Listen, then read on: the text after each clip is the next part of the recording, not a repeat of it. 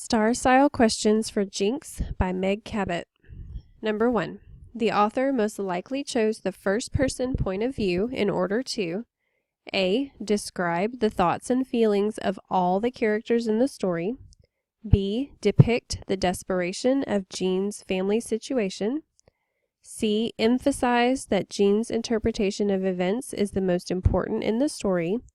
Or D. Provide the reader with more information about Aunt Evelyn and Uncle Ted. Number 2. In paragraph 4, the reader can tell that to endure something is to A. Lift something extremely heavy. B. Patiently suffer through something difficult. C. Feel deep sadness about something. Or D. Express gratitude to someone who has helped you. Number 3. Paragraphs 1 through 3 contain background information that helps the reader A. Predict that something unlucky is about to happen to Jean. B. Infer that Jean is an optimistic person. C. Understand more about Jean's family back home. Or D. Determine that Jean has recently done something very bad. Number 4. Based on the story, what can the reader conclude about Jean's hometown in Iowa? A. It is a large metropolitan area. B. The people there are very rude. C. It is a small, friendly town. Or D. There are lots of large families that live there. Number 5. Paragraph 5 is important to the story because A. It explains the resolution to Jean's primary conflict. B. It is the climax of the story. C. It reveals the setting as well as part of Jean's conflict. Or D. It provides background information necessary to understand the story. Number 6. Which of these is the best summary of the excerpt? A. Jean arrives in New York for a visit with her Aunt Evelyn and Uncle Ted, who forget to pick her up at the airport.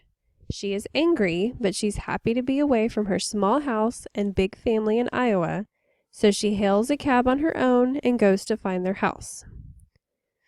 B. An unlucky girl named Jean, trying to get away from her large family in Iowa, comes to New York City to stay with her wealthy aunt and uncle. She is frightened by the hectic pace of the city, but she is happy to see that she will be staying in a nice house. C. For an unexplained reason, Jean, an unlucky girl from Iowa, arrives in New York City to stay with her wealthy aunt and uncle. When no one meets her at the airport, she hails a cab and heads to their house on her own. The size and pace of the city are intimidating, and she almost falls down on their front steps when she arrives. Or D.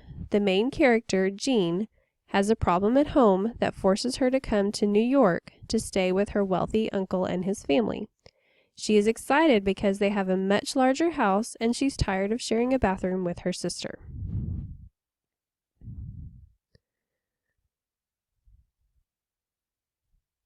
Okay, number 7. In paragraph 7, which words does the author use to create an anxious mood? A. 50,000 pounds, honking impatiently, line of cars. B.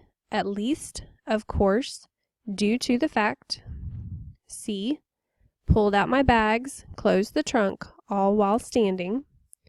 Or D. East 69th Street, Stanley Steamer, Aunt and Uncle's building. And number 8, which of these best demonstrates that Aunt Evelyn and Uncle Ted are wealthy people? A. I'd already had to endure arriving at the airport to find no one there to greet me, and then got no answer to my many phone calls asking where my aunt and uncle were. B. It was New York City and Aunt Evelyn and Uncle Ted's house or bust. C. There were yellow flower boxes along the base of each window, flower boxes from which bright red, and obviously newly planted, since it was only the middle of April and not quite warm enough for them, geraniums spilled. Or D. Aunt Evelyn and Uncle Ted Gardner own all 4 floors of their brownstone.